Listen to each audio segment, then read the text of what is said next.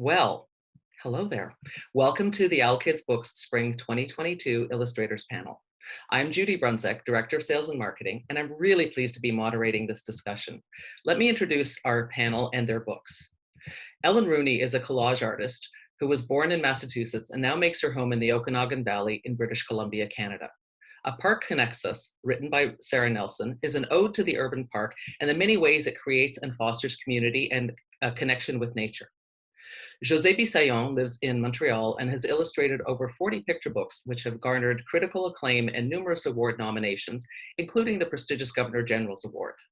Whirl, written by Deborah Kerbel, is a wordless picture book that follows the journey of one maple key or maple seed from the moment it falls to the ground, is blown around a city, becomes part of a child's art project, and ultimately ends up planted as a new young tree.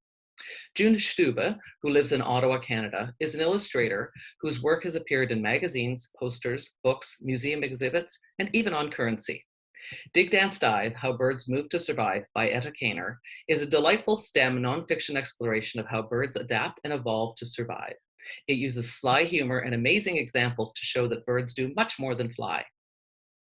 Kari Rust, who lives in Vancouver, Canada, is an author and illustrator whose background in character animation and design inform her stylish book illustrations and stories. The Weird Sisters, A Note, a Goat, and a Casserole by Mark David Smith is the first book in a series about three slightly unusual sisters who move to a new town only to fall upon a mystery that needs solving. Now, let's go on to exploring how each of these talented illustrators tackles the challenge of visually interpreting a writer's work. And here they come. Look, they're just popping right up on screen. Wonderful. All right. I'm just going to say that we'll have a few minutes at the end for questions. So please type your questions in the Q&A, which you can access at the bottom of your screen. I'll be monitoring it throughout.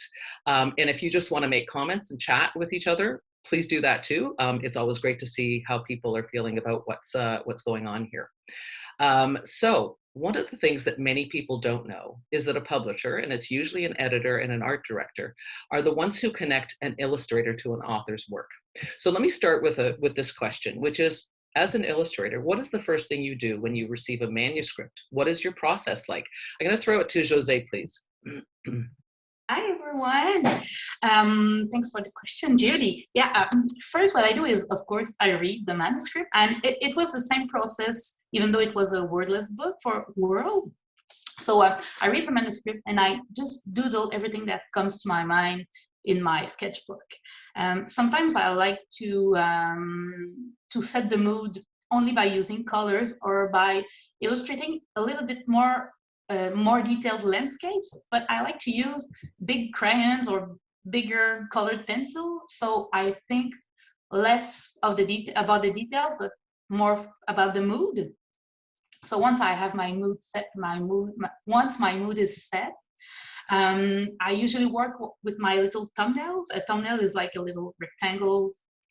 Each spread has its own rectangle, if I'm clear enough, and it's really, like really it's like a storyboard, right? Yes, so if people are familiar with storyboards, yeah. It's a similar thing. Yeah, so I work on my thumbnails, my storyboard, and I can have many pages of storyboards of thumbnails, and then finally I have my final version of the thumbnails, and that's pretty much it. Yeah. Okay, great. June, what about you? You had a nonfiction to illustrate, and there is that element of humor. Why don't you tell us about what happened when you got the manuscript? Hi, thanks for asking. I start really slowly. I take quite a few weeks just reading the text over and researching, looking at a lot of photo reference and videos and children's books. And I just kind of take it in to think about the tone of the book and how the approach I want to take. And then I start sketching from the reference, and I might go and even see some birds at a sanctuary or something like that. But it does take a while. It just slowly evolves, and from the sketches, it's not as if I sketch to the spread to begin with. I just see where it goes, and I think about the technique I'm going to use, which I want to be unpredictable so that there's some challenge and I can maintain interest throughout the whole period of time I'm working on it. Oh, cool. Kari, what about you? You had characters that you were creating from fiction. Yeah, so that was, I think, the first thing that I felt like I needed to take care of when I got the book. And it had a really nice description right at the beginning of the book about one character being round and one bony, one round, one with hands that rub the ground, or something along those lines. So that right away made me think that this was going to be something with a little bit of cartooniness to it, and a little bit exaggeration in the character depiction. So that sort of got me started. And I also thought that maybe since these were witches, I imagined maybe that they would be quite old. So I also, like June, did some research. I looked at 100-year-old people, and I think maybe I was the only one that thought that the witches were supposed to be old, but that was sort of my beginning of research. And then just sketching lots of drawings of the characters, because until I could get those characters, and especially the 3 witches and their house down, I didn't feel like I could really get started into the story. But of course I read the story, and when you're reading a manuscript, it's kind of like it's like opening a present or a package when you first get it, and you have to read it. And when you're reading it, you read it a little bit differently than you'd read a book you weren't going to illustrate, because you're right away trying to imagine how you would depict the text and the story in images. So yeah, it's fun getting a manuscript, and it's fun developing the characters, but it's really hard at first. The first attempts at the characters always are disappointing, so you have to keep working through that and just have to remind yourself that finally you'll get there. That's great. Ellen, what about you? Yeah, it's so interesting hearing everybody's approaches to things, and I also like getting the manuscript is definitely one of my favorite moments in the whole process, where you're just Kari said, it's like opening up a present. Is it going to be poetic? Is it going to be a story? Is it going to be short or long, or funny, and you kind of have this feeling of you're one of the first people who gets to read this thing, that in some someday it's going to get to the point we're at now, where it goes out in the world, but you're still in a part where you're part of the creating that thing. So it's really exciting to have that moment. I usually fall in love with the thing right away, but then you going from there, it's kind of like what it, depending on the book, whether it's strongly character driven or if it's got a real tone to it, it might start with different things, just like, the same kind of things as everybody else. Sometimes I really want to look at the mood of it and figure out what materials I'm going to use to create the right mood. And sometimes I feel like the characters are going to be really super important to figure out how I want to render them and, meet the mood of the story. But, and then, once you're getting started on the project, there's just lots of sketching, lots of back and forth on the Park Connexus was very collaborative on, how we decided what the scenes were going to be, but it's all that same process, the thumbnails, and then expanding on your sketches, and at the same time, I'm usually working on the final process and figuring out how I want things to look to convey the mood of the book. Okay, thank you. That's great. That's a wonderful introduction. And Ellen, I'm going to stick with you for the next set of questions, because I'd like to deal specifically with each book because they're very unique in their own respect. So Ellen, in your case, A Park Connexus is a fairly classic picture book that talks about the benefits of and the joys of urban parks. So there's so many elements to bring in, and you alluded to it a little bit in your first response, but how did you deal with the breadth of the story that you had to convey? Yeah, really from that first moment of getting the manuscript and talking to the editor about it, it was so, it is like a poem basically. So the text is not really super long. There's not that many words, but there's so many ideas and themes that you're creating this, a whole place really. It was more of a place rather than one character. A place and a lot of action. Sarah's text is very verb oriented, action oriented. it's really very lyrical and lovely. And so we did a lot of collaboration on this one, because it was really, sometimes as an illustrator, I get a very brief poetic sort of text, my mind is going in so many different directions, and I'm trying to think, well, we could do this with it, we could do that with it. But we had to kind of make sure we all came together on like a common vision of how to basically set a framework for it.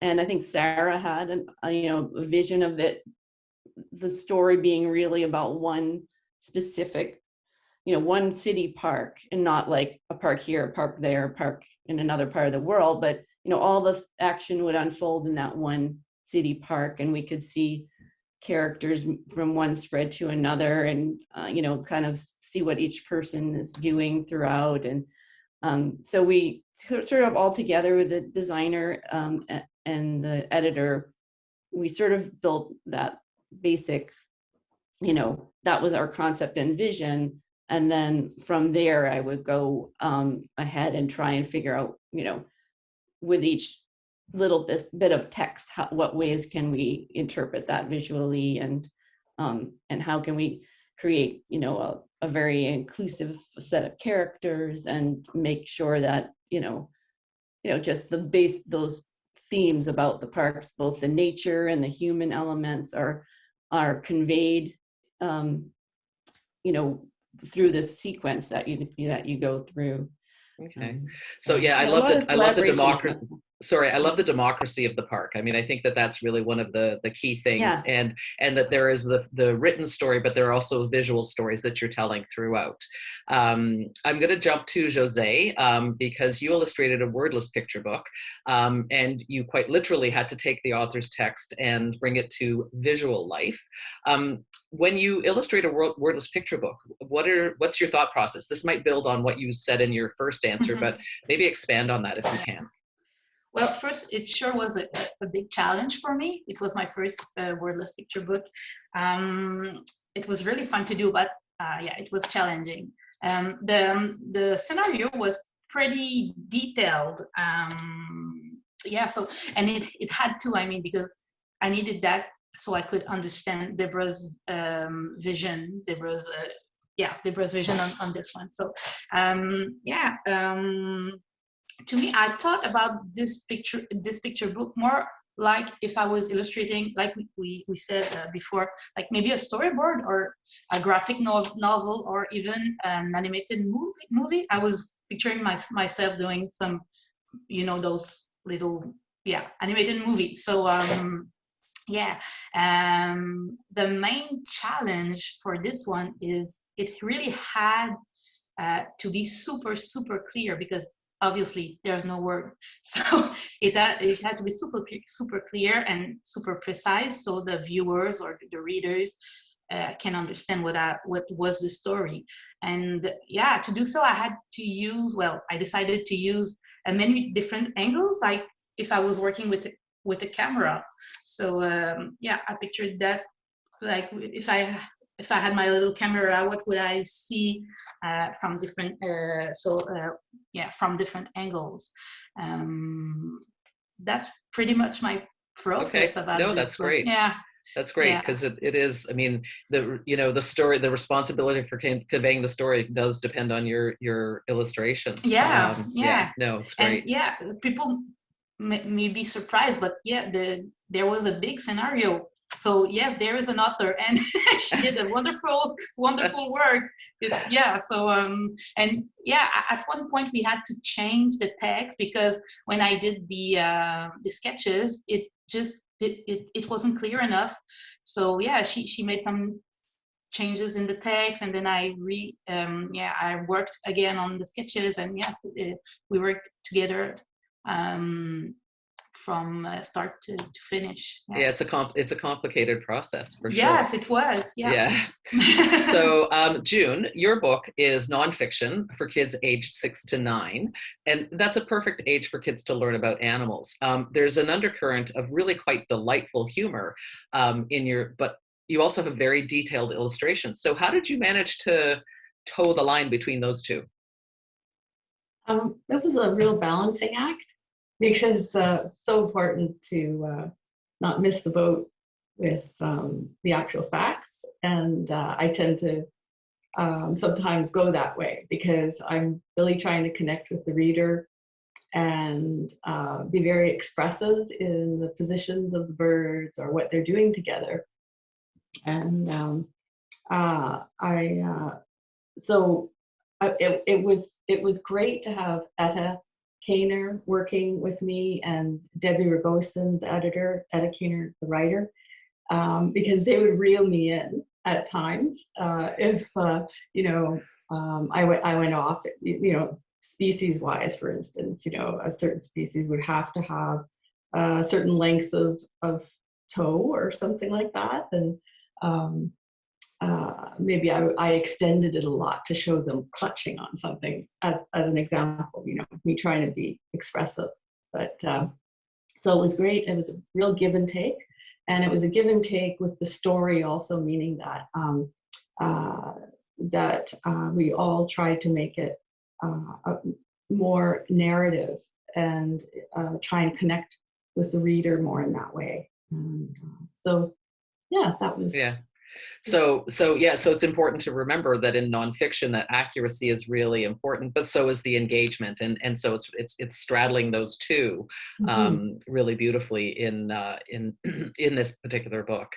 Okay, Kari, over to you. Now you we're illustrating a chapter book. We heard a little bit about the idea of character development, and tell us how your background in character design and character animation and design maybe helped inform how you approach this, the idea of creating the characters and kind of fleshing out the story. Yeah, I think it did, because when I worked in animation, I used to do storyboard and that kind of thing. So, and we had to work in so many different styles and with a lot of, stylized characters and sort of cartoon oriented characters. So I think that helped in the development of the look of the characters. And also sort of like Jose was saying, it's sort of imagining that you're looking through a camera and almost watching it a little bit like a film or a storyboard really helps to sort of set the scene and stage things and sort of sometimes I had to pack, like in this illustration, you can see there's quite a lot going on, and trying to fit everything in and make it look not too crowded or not too busy, and so but still have everything clear and be able to have people look in the right place on the page, I guess, and get the information that needed to be there in the illustration. And there was also there's moments in the book that are quite like active and there's a lot of, so it was nice to be able to put some motion or implied motion into the action and motion into the story, because it just felt like that was appropriate to some of the scenes that were illustrated in the story. And I think the animation background helped with that too, because whether you're working on actual, like doing the animation itself or storyboarding where the animation is going to happen eventually, you are thinking about how the motion will flow through the story, or how to keep things sort of moving and exciting in a way. So I think in that way it helped too. Yeah, and I'd worked in picture books, but I'd never done a chapter book, so it was a bit of a different process. But I just you sort of take what you learn from animation and take what I learned from picture books, and then try something different. So you're always each medium has its own important things about it, and it's different from the other ones. So it's always exciting to figure out how to make the drawings work for that new type of book or a type of artistic project of any kind, I guess. Yeah, thanks. That's great. So I think all these answers are really showing how complicated it is to figure out how to illustrate something, and the kind of varied thought processes that go into it. Kara, I'm going to stick with you just to ask you what it is that you love about illustrating for children's books, but also what you find a challenge.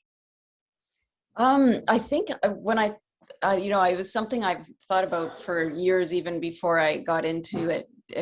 I worked in animation for a long time, and I just never had any time to work on a kid's books, but it was something I always was interested in. And then when I had kids of my own, and you just look out at so many, like dozens of books every week that you're reading with them, and just seeing, you know, with my own memories of the books that I loved when I was a kid, you know, the pictures are a big part of it. They really draw you into the story, and they just form like certain memories about those books. And they, you know, whether it's the experience of being by yourself and looking at a book and really getting into it, or having somebody read you a story.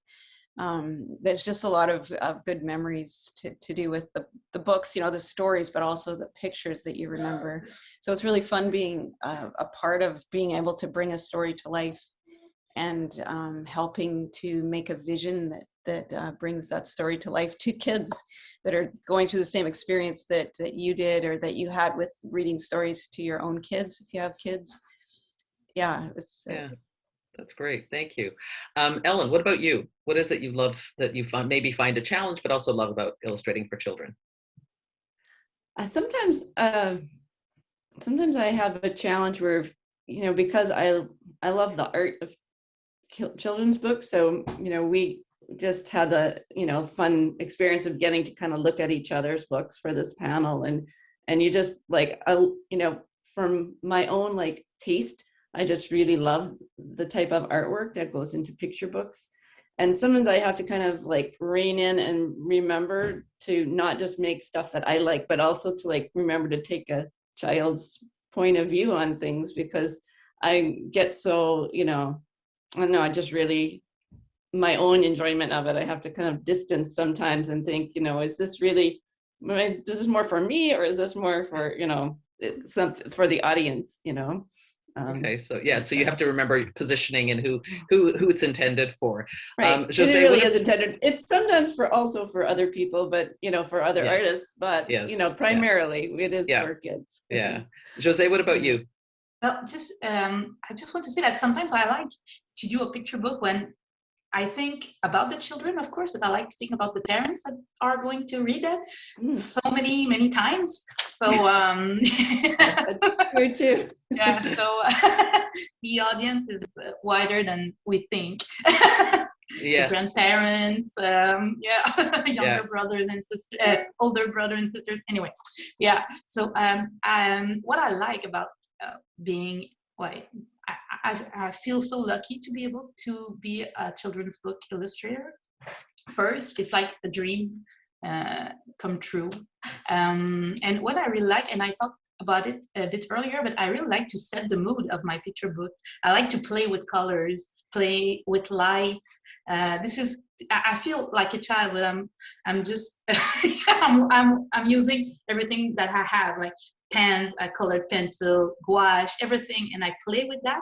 I really feel like a 5-year-old, and I'm really enjoying that moment when I can play with. But I play being an artist. And I love it. That's great. Yeah. You're a child pretending what you're going to be as a grown-up, but you're a grown-up being that child. Yeah. And I'm getting paid to do that. It's just incredible.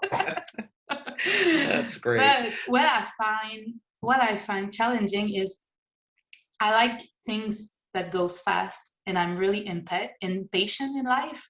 And I feel like doing a picture book is like running a marathon. Exactly. It's so long. Sorry, I'm just going to say that just for the audience, just so that they know, a picture book from kind of start to finish is 2 years in production before it gets published. So kind of 2.5 years from start to finish. So just to set, a sense of it for everybody. Sorry, Jose. No, that's perfect. I mean, I work also in editorial illustration, and sometimes I have to do like a book cover. In one day it's finished, it's done. And the picture book, it can take. I don't really count not the days, but the months.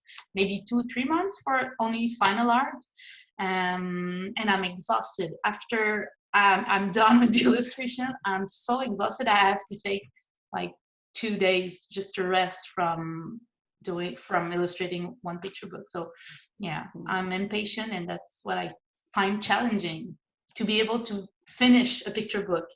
Right. And to stick it through. And we are going to talk about that, but I always forget about the cover. That's Everything gonna is be yes. done, and I have to That's work on the cover. that's next. Let me just get Yeah. June. June, what is one thing that you find a big challenge, and one thing that you find as a challenge, and one thing that you enjoy about illustrating for children? Well, Carrie mentioning the love of children's books and the idea of a child one day looking at my pictures book, that gets me really excited and motivated.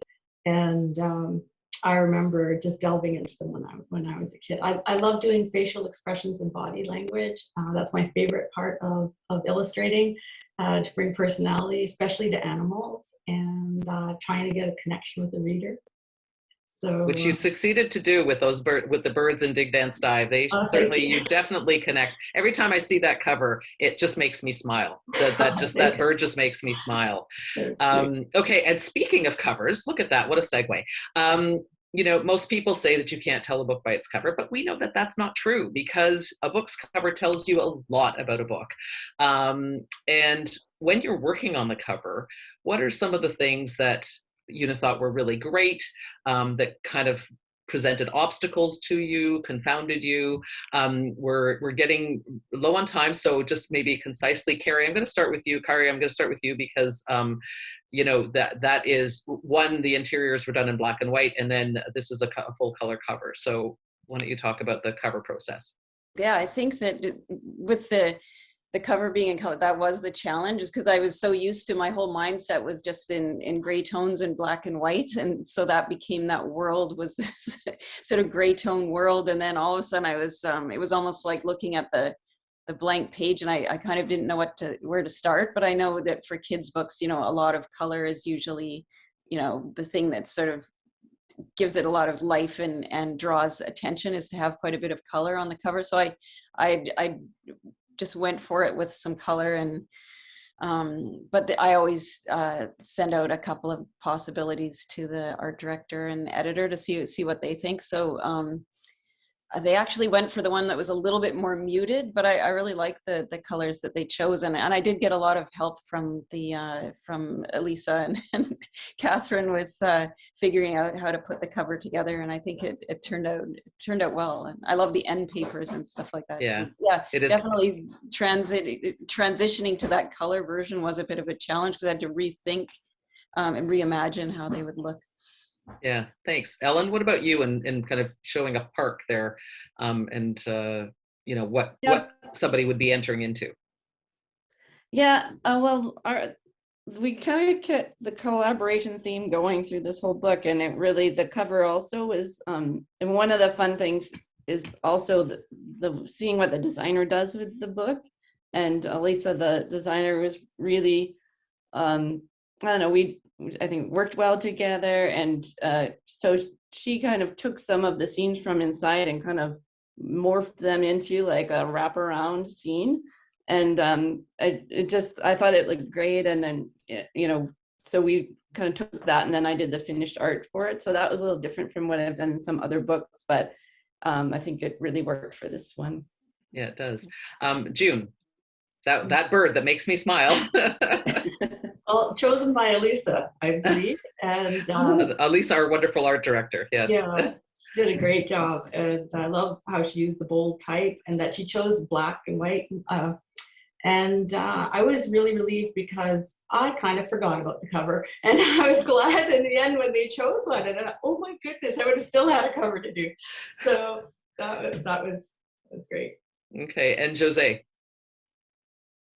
Yeah, well, we had a challenge that there's many characters in the book, so I felt like we had to choose one, but I didn't know which one to choose. And again, Elisa and Debbie, the editor, helped. Well, they not only help, but they picked, like Ellen and June. Yeah, they picked some images and they mock up a cover, and yeah, I really like what they chose. I think it's intriguing, the cover.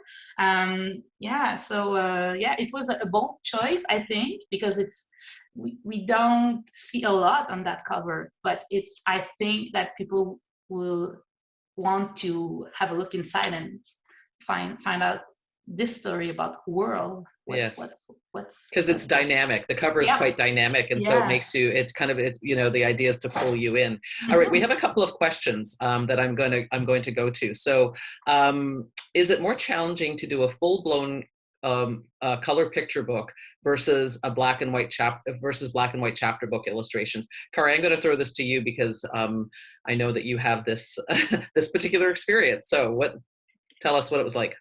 I think at first, like I said with the cover, I had to start thinking in color when I'd gotten used to thinking in black and white. But I think when I started, I had to get used to thinking in black and white and not in color because I'd worked in color before. But I think the color is a little bit of extra work. There's a little bit more juggling to do when you have a full color image to deal with, because if you have too much of one color or two colors next to each other that don't work, it's a little bit, because when I'm mapping out a book, I'll usually do it in gray tone first and then add the color afterwards. So it's sort of an extra step, but it's color is fun. Once you get into the right mindset, I think it sort of all works out, but it takes a while to get into the right zone for that book. Does anybody else want to take that on in terms of different color types of illustration? Well, to me, I think it would be, I did a bit of black and white, but I'm so used to using colors that I think for me, it's much easier to work in colors than to work in black and white. Like I said, I use color to set the mood and everything. So yeah, it's okay. Yeah. We've got another good question here. How do you feel about art notes? Are they helpful, or do they hinder the creative process? June, I'm gonna throw this to you. I didn't have art notes. It depends on the art notes, I would say, and I tend to think that going in, it would be good for the illustrator to not see art notes and just to see what their creative vision would be, and then if there needs to be changes, I'm sure they'd be amenable. Well, there's a discussion to be had, and but sometimes there are very useful art notes about specifics, cultural specifics and things like that. So yeah. Ellen, do you have any thoughts on this? Yeah, I usually don't. I feel like I try and be pretty open to everybody's input, and but also knowing that it's not etched in stone. It's more a tool for communicating the initial intention and what the author had in mind, and at least the ones I've usually seen. And so, like, yeah, in that sense, it's helpful if it's something that's not really clear in the text to be. But I do find that usually when I'm sketching something out, I think, well, maybe it doesn't really need to be like this. And, like I've had the one I'm working on now where we're like, after I did a little bit more sketching, and if you can show, well, maybe this is the solution, maybe that wasn't it, then, people are open to changing things. It's not the final solution, it's just a starting point. Okay. Jose or Kari, do you want to respond? No? We feel like it's been covered. Kari? Yeah. Jose? Yeah, well, I just wanted to say that in my case, for the wordless book, I needed to have art notes. And like Ellen or June, I don't remember who said that, but as long as it's not set in stone, I mean, sometimes it can be helpful, but I find the idea of not showing them at the first time I'm reading the manuscript, if I don't see them, and then afterwards, if the editor sends it to me with the art notes, sometimes it happens like that. So I receive a manuscript without art notes. I read it, and then afterwards, the editor says, "Well, I have art notes for you if you want to see them." So yeah, I like it like that. Yeah. Okay, Kari. I found with this chapter book, it was really helpful to have the notes, because I think if they'd left me just with the text, I probably would have spent so much time trying to figure out what to choose to illustrate that I would have extended and I probably would have tried this and tried that, and I think I would have spent so much time decision making that it would have hindered the schedule a little bit. So I was really grateful for the notes, because it sort of just gave you a starting point to, and it also the designer is familiar with where each illustration should be on each spread of the book. So it made sense to have certain things illustrated in certain places along the way. But it depends on the project. I think there's sometimes when maybe just having total freedom would work. Other times having more specific direction is really helpful too. That's great. I think that's one of the joys of creating books for kids is, there's so many different opportunities. Now, somebody also asked when the books are going to be available, and they are either going to be available in March or April or June. And I'm sorry, I should have been prepared with this, but I don't actually have the answer specifically. But I think we are a little bit over time, and I think that we've had a really terrific discussion, but I'd like to kind of bring this to a close. And I want to thank everybody for joining us today. We hope that it gave you some insights and how illustrators work in a variety of children's book genres. And I hope it generated interest in our books. You can read and review today's books and more on Edelweiss and NetGalley. And I think the links are in the chat. And don't forget to sign up for our next panel, which is coming up on March 30th with several of our spring 2022 authors. I'd like to thank you all for your time. Thank you to the wonderful illustrators and for Emma working her magic in the background. And thanks for joining us, and we hope that you enjoyed it. Take care. Bye-bye. Thank you. Bye. Thanks, everyone. Bye. Thanks.